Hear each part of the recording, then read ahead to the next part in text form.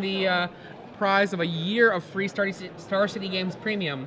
This is something that if you don't already have, you're missing out. Yeah, as we mentioned before, some really great writers on there. Pro Tour top 8 competitors, Hall of Famers. Another player in the top 8 of the Pro Tour right now, Tom Martell, just picked up by the site, going to be writing. So, yeah, I mean, one thing to think about. So one of our competitors, obviously, the inimitable Louis Scott Vargas. Happy birthday, LSV, by the way. He has said that he reads Star City Games Premium, and if our competitors read Star City Games Premium, you should too. Yeah, you know it's good then. So we see both players shuffling up for what will probably be a pretty exciting match. We may see some crazy miracle bonfires. We might see the Orzhov guild leader, Obzadot, coming down. We could see Cartel Aristocrat, half of the Aristocrats deck, playing an important role. And then resilient threats from Andy. A couple of Planeswalkers, Liliana being very good against this kind of deck. Sorin producing stream of tokens, and Geralf's Messenger being problematic too. We see both players about to pick up their opening hands. Just looking around the room, I can see the Legacy players beginning to mill about. Indianapolis player Chris Anderson here, Adam Prozac, Ben Weinberg, Open champion James Bush, numerous other players here ready to take on what I think is going to be one of the largest Legacy events that we've seen probably in a while. We'll have to find out.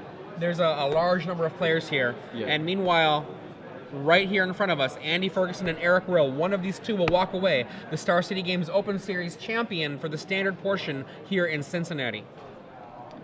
And it looks like Andy's going to start off with a mulligan. Eric thinking about his 7. Yeah, not even 9:30, and the hall is already filling up with people excited to play Legacy here. Now, if you happen to be nearby Cincinnati, if you're out there listening and you're close by, just because you might miss making the opener here for the Legacy, we've got a ton of side events here, so make sure you show up if you can make it. It's always an awesome time Sundays here at the Star City Games Open Series. I know that one of my favorite things to do when I've been playing at these things, if I'm not playing in day 2, if I'm not playing, in the Legacy, because usually I would like to play in Legacy. Let's say I get eliminated, I've always enjoyed making sure to get in on a draft, that kind of thing. So, yeah. Lots of good side events. Two-headed giant, if that's your thing. Two-headed giant is actually one of my favorite formats. Just getting to play with a friend, for a bunch of rounds. And a quick shout out to Daniel and the Lion. I know you guys are pretty close by. So you should get up here, play some two-headed giant. They are the 2-time champions for the two-headed giant championship at Gen Con. So. Oh, nice. So we see Andy start off with a Diregraph Ghoul, Eric with just a tap Stomping Grounds. 2 damage coming across for Andy, dropping Eric to 18.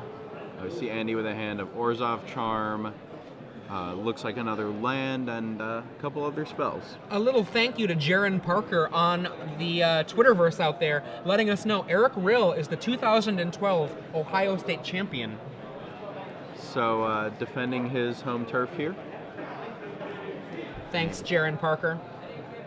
Diregraph Ghoul comes across again, dropping Eric to 16. You see a Cavern of Souls come down. And it looks like it probably named Zombie, because it's being used to cast a Geralf's Messenger, draining Eric for, hitting Eric for 2 down to 14. Now look at this opener. This looks like an old school standard opener from not so long ago. And this is exactly the kind of thing you were predicting, that Andy would come out very fast and Eric would be on the back foot immediately. Yeah, we'll see if Eric can come back from this. He does have some very strong spells in his deck. Oh, wow, look at this. Oh, another Geralf's Messenger coming down. That card is very problematic for anyone trying to interact in combat. I think Eric is going to need a Huntmaster here to keep up. And Garrett Relentless is not bad. It's not bad. Yeah, it'll do some work. It's a quasi-Huntmaster. Even with Huntmaster in this matchup, we might see something similar to what we saw yesterday with Huntmaster against these more aggressive decks, where it's getting to the point where if you drop a Huntmaster, and your opponent's already played out a few creatures, sometimes it's just a little speed bump. It doesn't take over the game the way it might used to have done. And we see one, maybe two, looks like potentially Orzhov Charms in Andy's hand. Can see that Eric Rill here activated the fight ability of Garrick, and it looks like Geralf's Messenger comes across to finish off that Garrick. Yeah, not interested in any death-touching wolves getting produced by that Garrick the Cursed. Garrick the Veil Cursed. Yes. Eric Rill now at 5 mana. Thragtusk. Oh boy, back up to 15. Andy Ferguson struggling here with only 3 land. Yeah, so a quick start, but after those 2 Geralf's Messengers, not able to follow it up with much, and that Thragtusk comes down to pretty much reset the game. Not entirely, but it is going to be a blocker for that Geralf's Messenger and gives Eric a nice cushion of life. We'll see if Andy has anything at the end of turn here. Going to see an Orzhov Charm on that Thragtusk with the mode destroy target creature, you lose life equal to its... I believe toughness. Yeah. But let's, I believe it's a Vendetta. Yep. Toughness. It is toughness. Yeah, if you know the old school Magic card Vendetta, this is the Vendetta portion of the charm. Yep, so he uses it with that mode, takes out that Thragtusk, loses 3 life, and the beast comes down because of the Thragtusk leaving play, and he draws... In with the Messenger. Eric Rill chooses to what? He's thinking about blocking.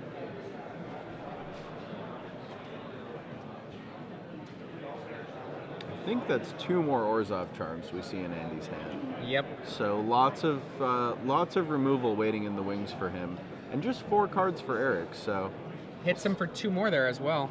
I think I see a Bonfire in Eric's hand, a Farseek, and a couple of lands. So building up his mana base, that Bonfire, even not miracled, could become pretty dangerous. He is only 2 land away from being able to Bonfire away that Geralf's Messenger, but his life total is getting precariously low. And here comes a Farseek to help him get to that land count that he needs.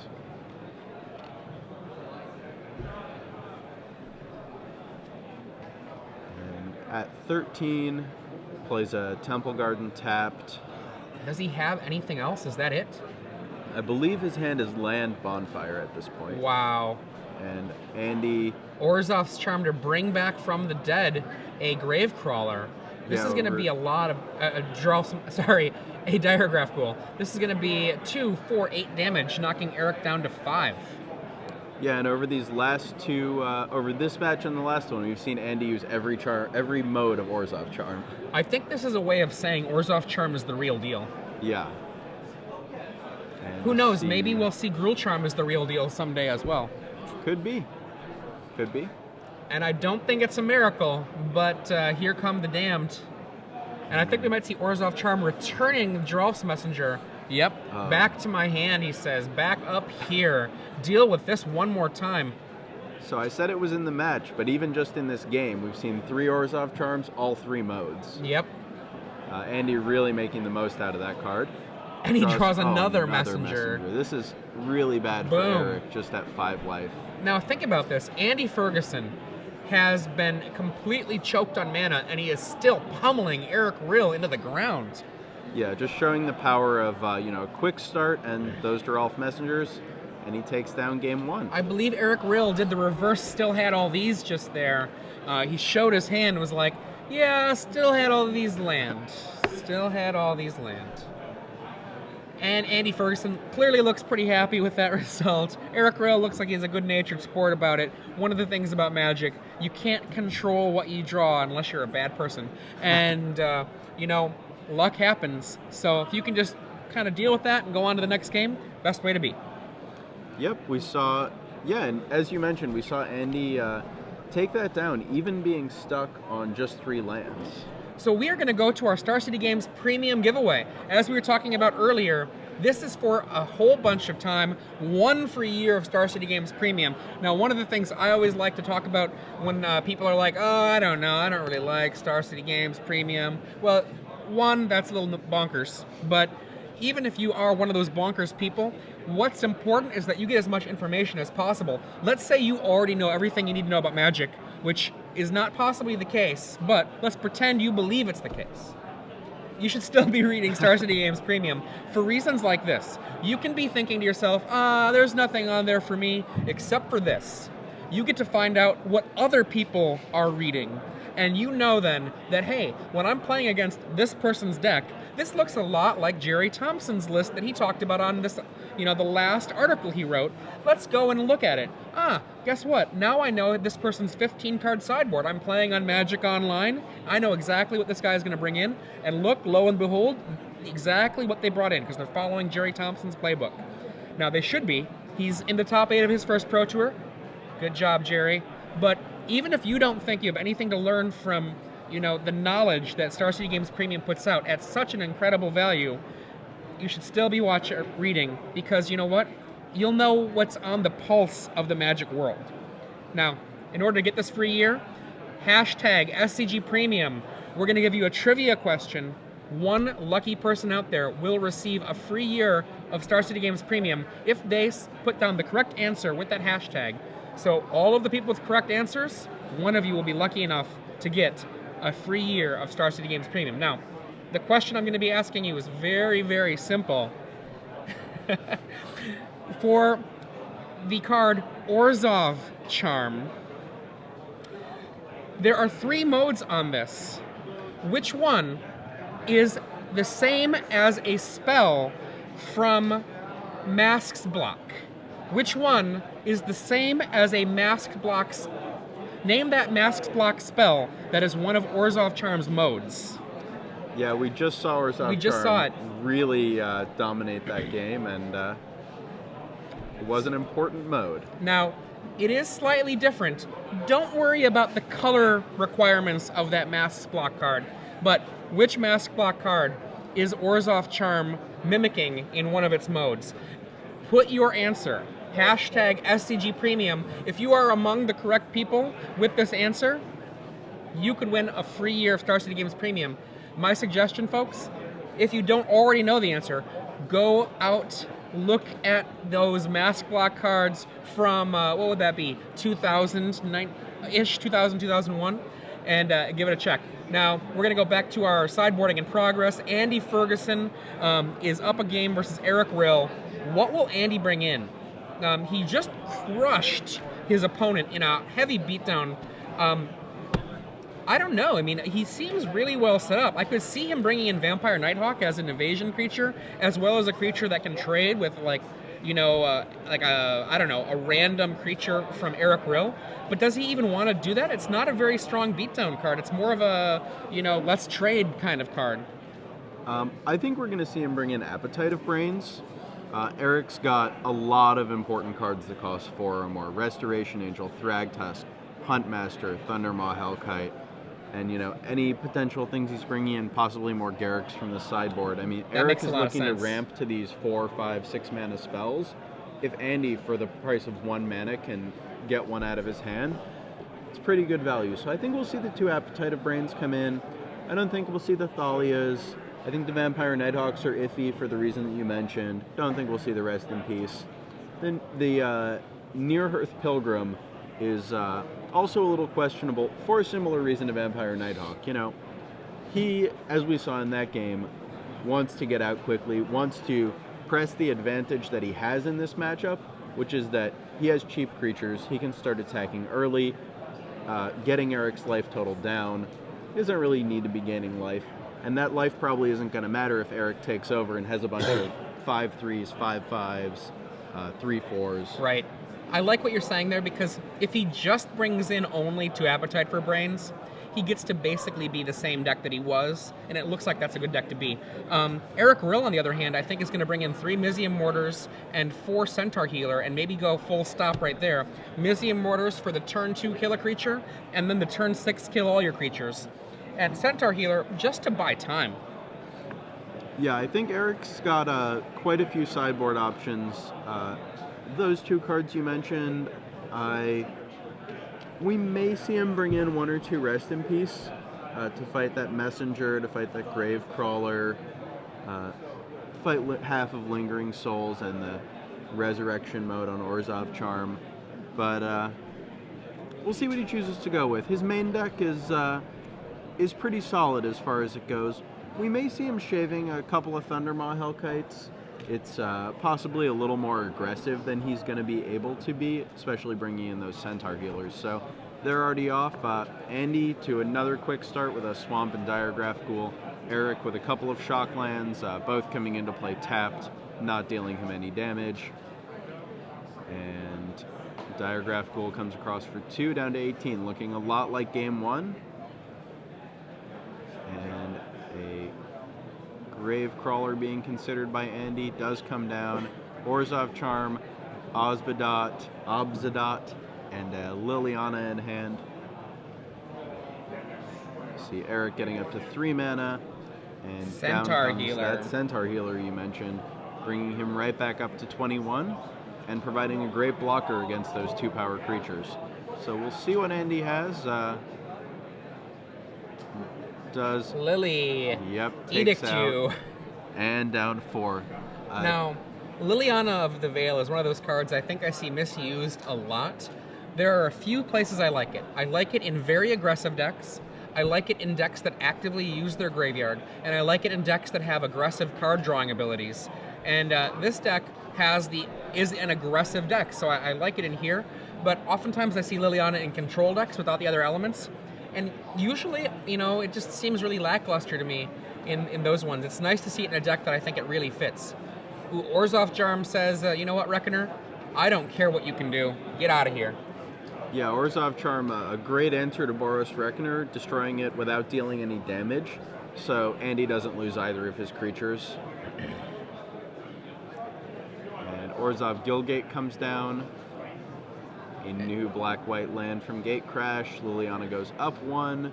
It's a land on either side. Eric Rill discarding a Cavern, and Andy Ferguson discarding a Orzhov Guildgate. I think we're going to see a Thragtusk here. There it is, Thragtusk. Eric Rill back up to 18. The life gain he has put here has brought him from 10 to 18 between Centaur Healer and Thragtusk. Yep, and we see Eric Rill with a couple cards left in hand. Cavern coming down here. We'll see what it names. Probably Advisor or Zombie. I would guess. Oh, yeah, and, look at that. Obzedat. Orzhov Guild Leader does come down, draining Eric for 2. And that's both discard, he says. I've got no cards in hand. What do you got? not I exactly cannot tell. fair. I think that's a land, but I I'm believe not it sure. was a Temple Garden, and I think I saw him with a land left in hand. So that Obzedat gets blinked out, and this is a rough spot for Eric.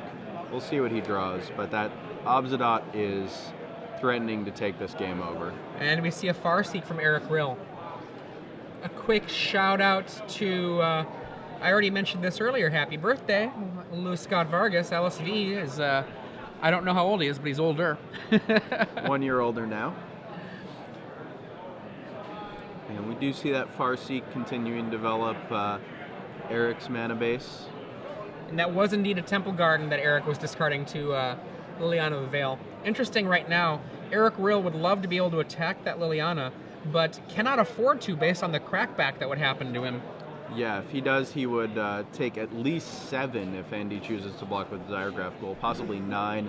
Then another 2 from this ability of Obzedat coming down. But now the Liliana's up to 3, and yep, has the Edict effect, down to just the 3/3. Obzedat, is he going to come in? Here comes in the whole team, and we're going to eat the Gravecrawler. Take 7. Eric Rill drops to 7.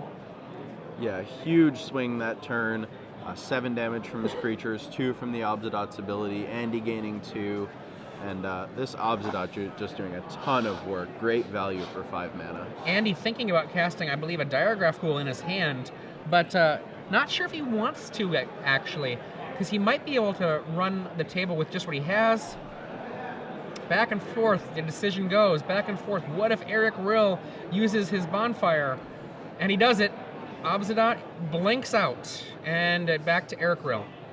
Yeah, I think Andy's comfortable doing that there, even with the potential of a sweeper. Oh my goodness, Oh. off the top of the deck, Eric Rill drops a Thragtusk.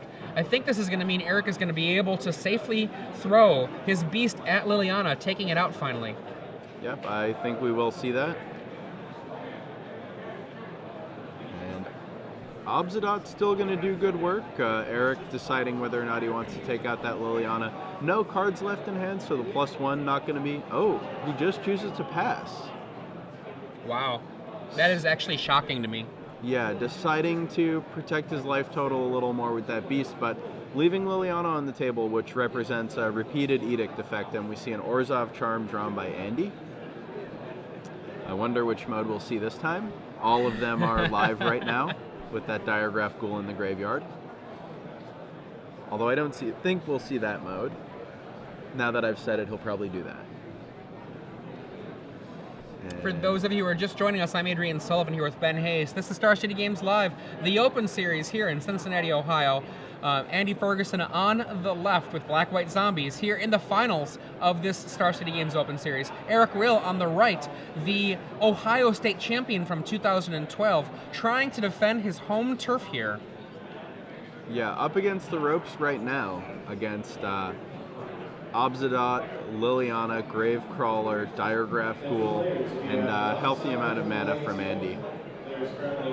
Andy with an Orzhov charm in hand. Considering all of his options, I think we're going to see the destroy a creature mode on that charm. But you know, Andy taking his time, trying to figure out how to maximize the damage off of this.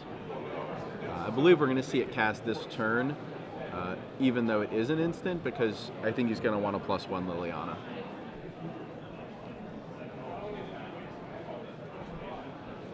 And we do see that take out the Thragtusk, dropping Andy to 20 and putting a beast in play. And we're just going to see Andy pass, blinking out his Obzidot, and Eric draws. Doesn't look like it was a bonfire. Unless it's a very, very slow rolled bonfire.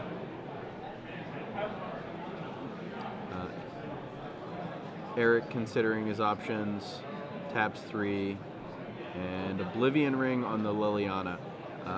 Obzidot's ability really coming into play here, blinking out so it's immune to that sorcery speed removal. And Eric just has to use the O-Ring on the best target he has, which is that Liliana. That's there because it wasn't taken out by the beast the turn before, so forced to use that. And the cost of that is so huge, honestly. Like, if he had attacked it, I don't think that Andy could have profitably attacked on his turn. Yeah, I think that very well may have been the case. We're just going to see Andy pick up a card, blink out his Obzidot, content to drain for 2 every turn, and force Eric's hand. And we just see a Farseek from Eric. So, really looking for some action. Eric is going to need a game-changer spell in order to take this game over. I don't know if I would bring in Garruk Primal Hunter if I were him. That's the kind of card he's going to need, though. It's something that's going to be able to create a steady stream of creatures and then maybe card advantage, like a card draw. Yeah, I'm not even sure what kind of answers he has to this Obzidot just dealing him 2 every turn. He's really, actually, in the whole deck, has no instant speed answers.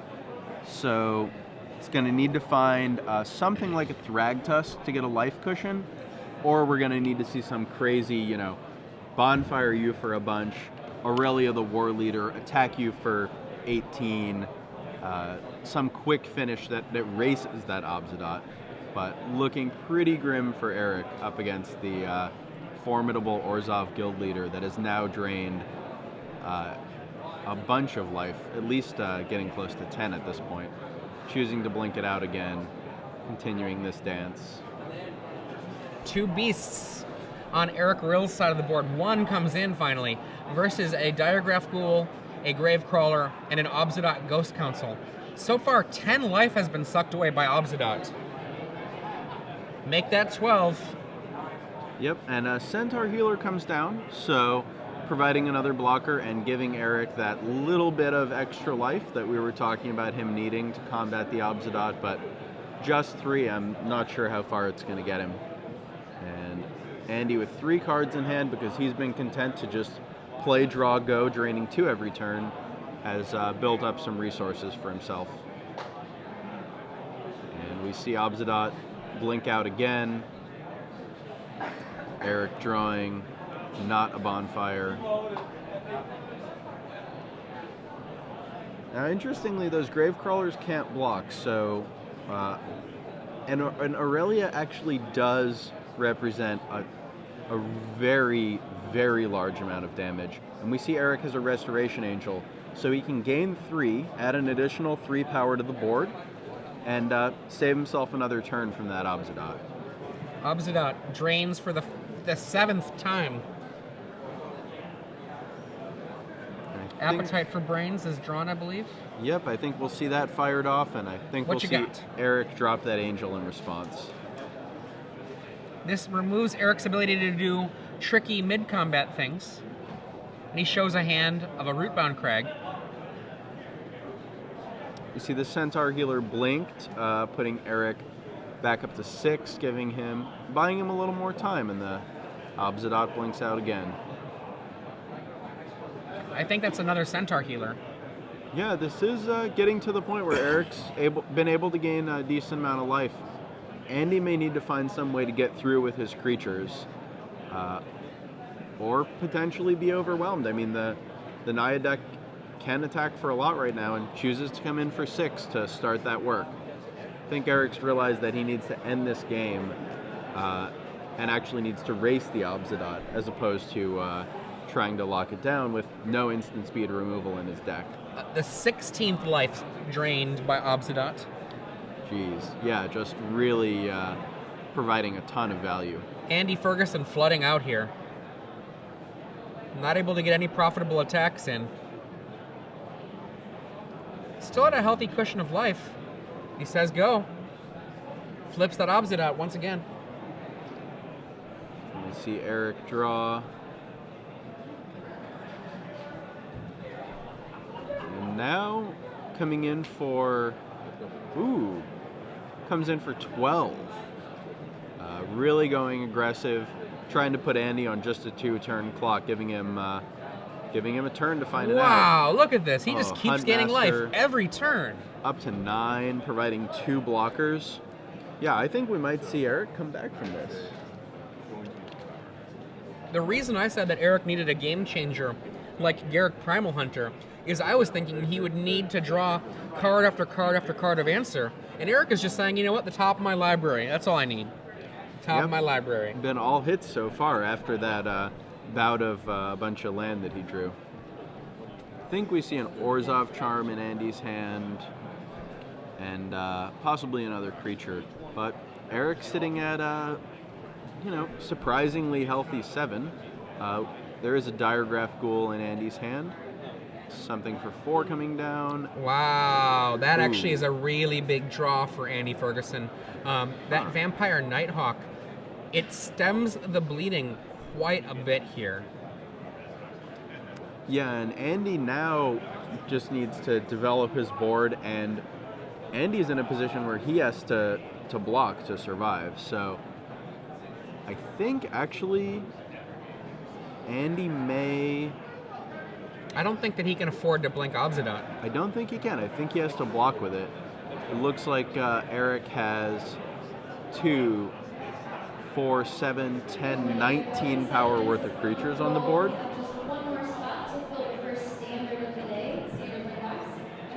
Wow! Oblivion Ring takes out the Vampire Nighthawk. Oh my goodness.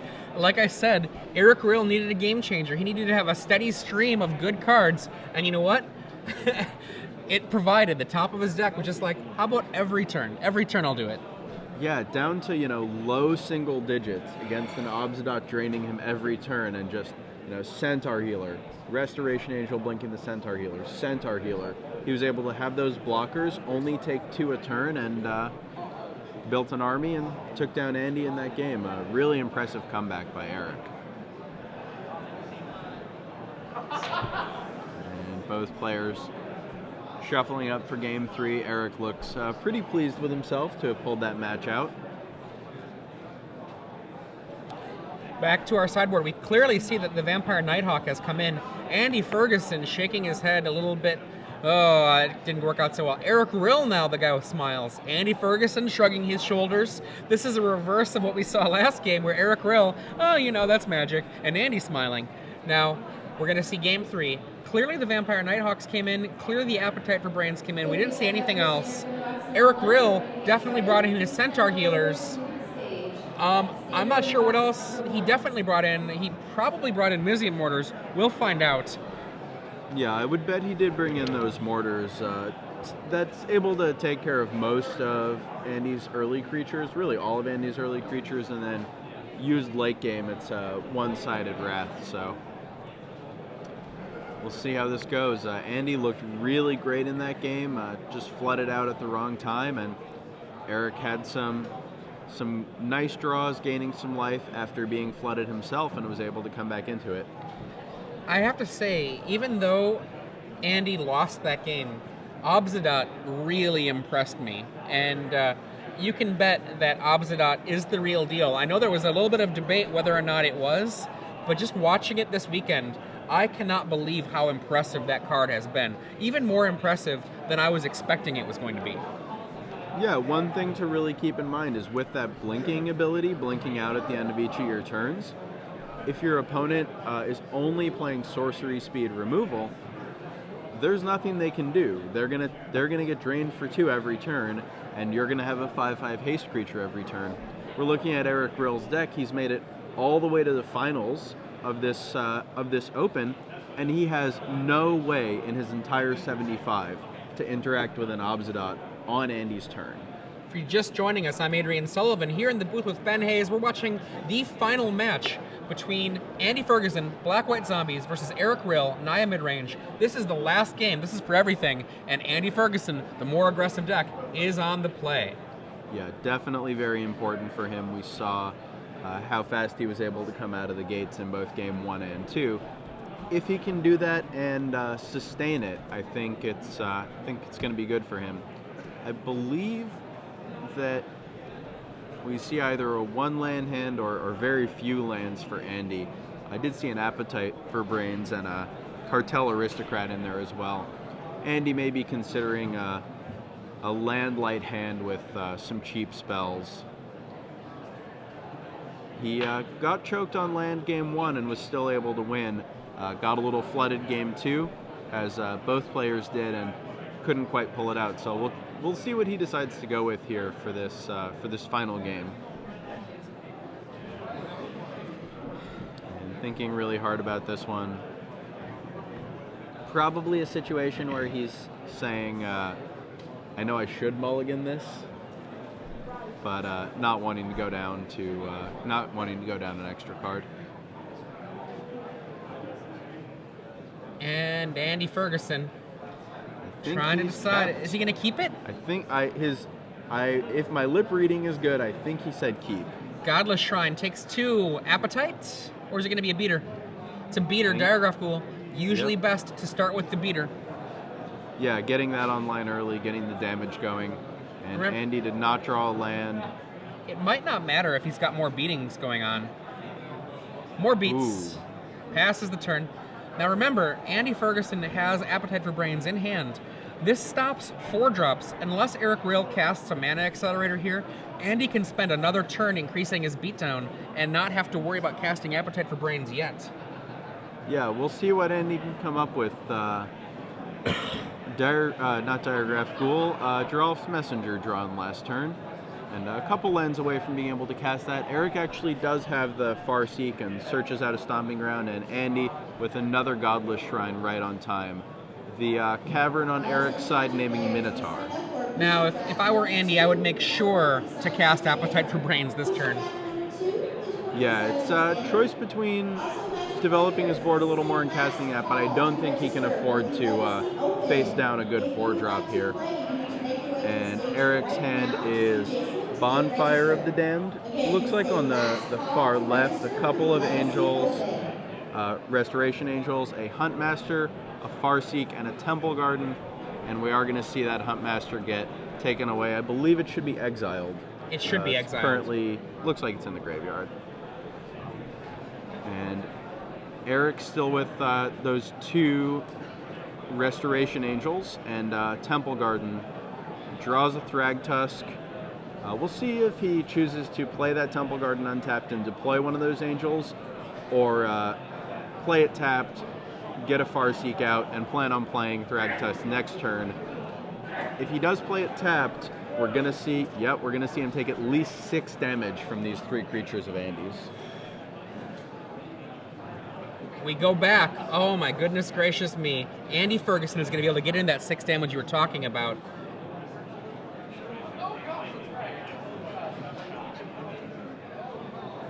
Here it comes.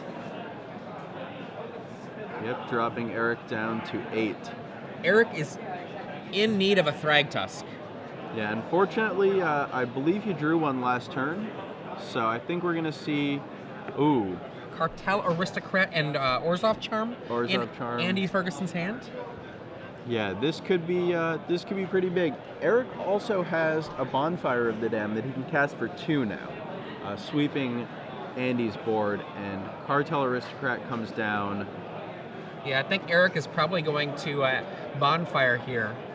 Yeah, it'll leave Andy with that Cartel Aristocrat if he chooses to give it protection from red, but seems like a pretty solid play.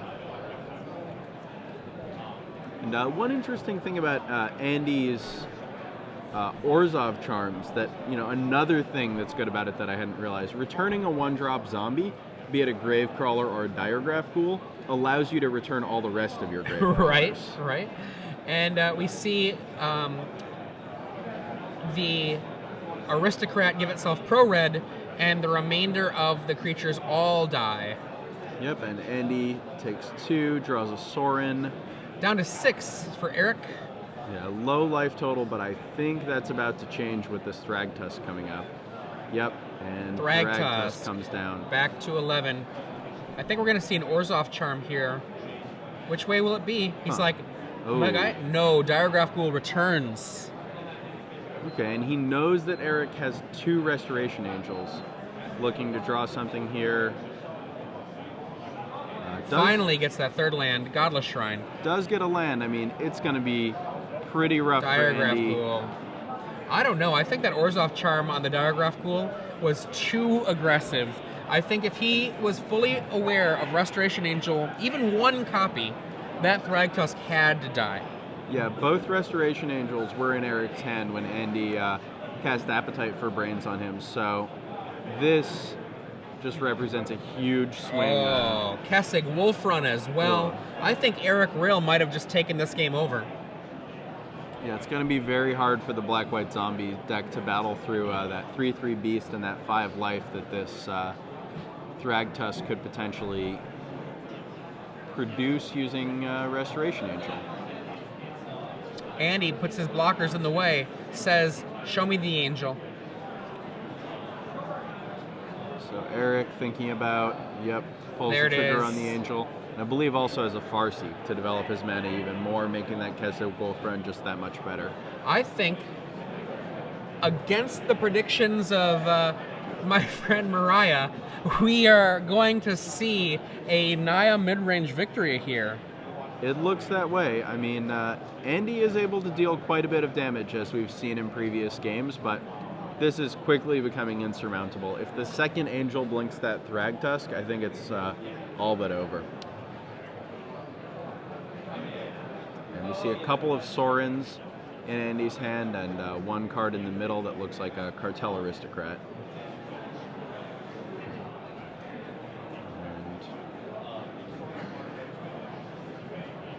Another Cartel Aristocrat, and from the graveyard, Gravecrawler.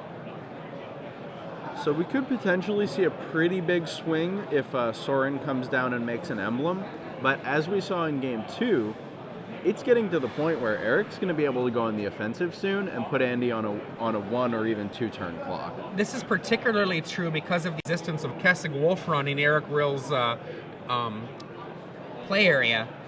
this is going to mean that Thragtusk will be able to get in for a really big trample later on, should it want to.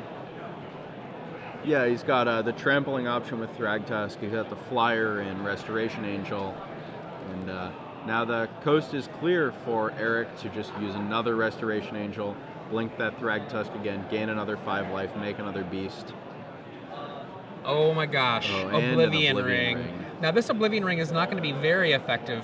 The Cartel Aristocrats are safe from it because of the Gravecrawler they can sacrifice to no effect. The Geralf's Messenger would be the likely target here.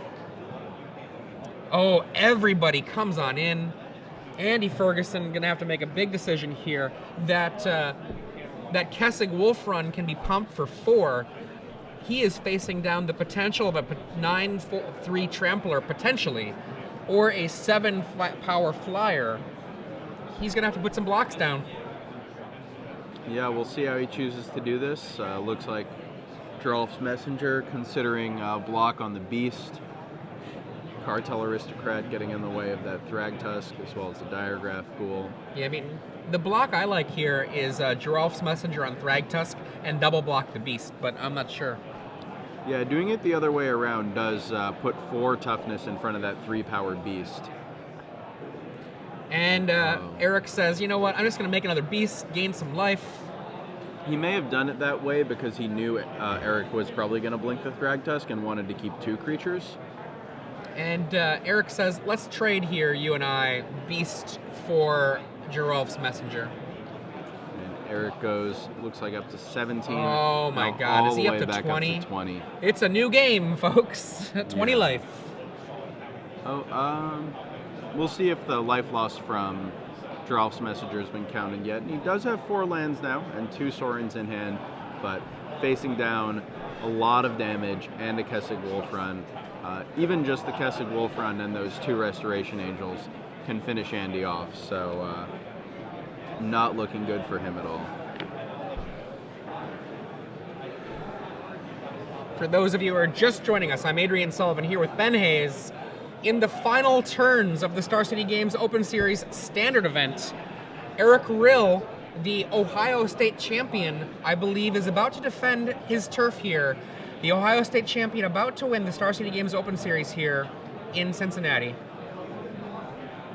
Yeah, I think we will see that unless we see something pretty surprising. But I'm not finding any ways that Andy can come out of this one. Andy just considering his options.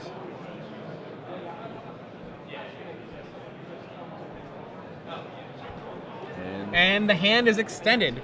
Eric Rill is the Star City Games Open Series Standard champion.